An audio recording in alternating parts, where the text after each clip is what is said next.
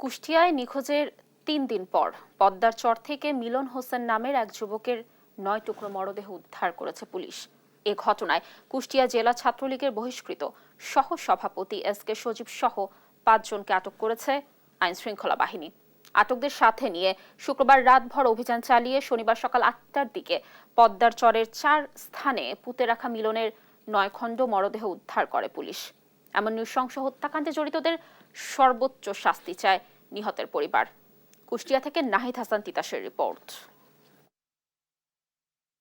কুষ্টিয়ার দৌলতপুর উপজেলার বাহিরচর গ্রামের মিলন হোসেন, তিনি কুষ্টিয়ার হাউজিং এলাকায় স্ত্রীসহ বসবাস করতেন।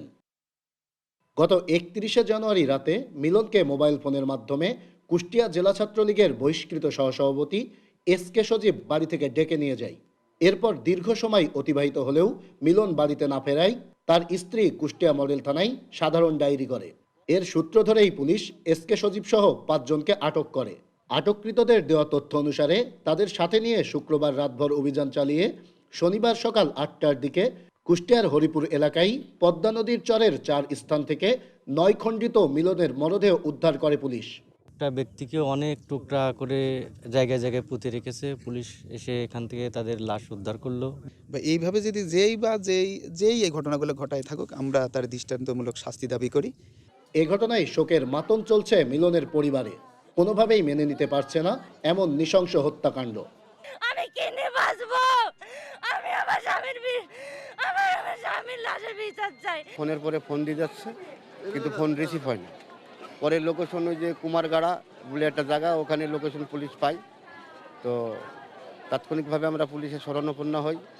হওয়ার পরে জিডি করি, পুলিশ লোকেশন ট্যাগ করার পরে এই কুমারগাড়া এ ধরনের জায়গায় আর কি লোকেশন পাই। পুলিশের দাবি, চাঁদার জন্যই মিলনকে অপহরণ করা হয়।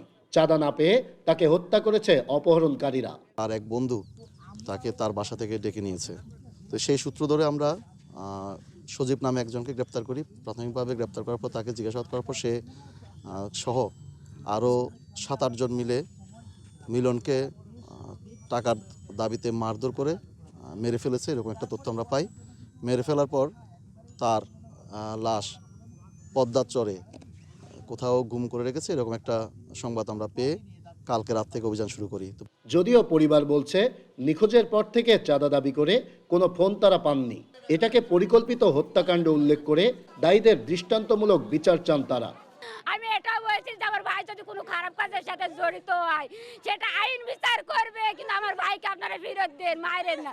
কোটি টাকা লাগলো সে আমরা টাকা আমরা আরো দেবো, আমার তার বিনিময়ে আমার ভাইকে ফেরত দে।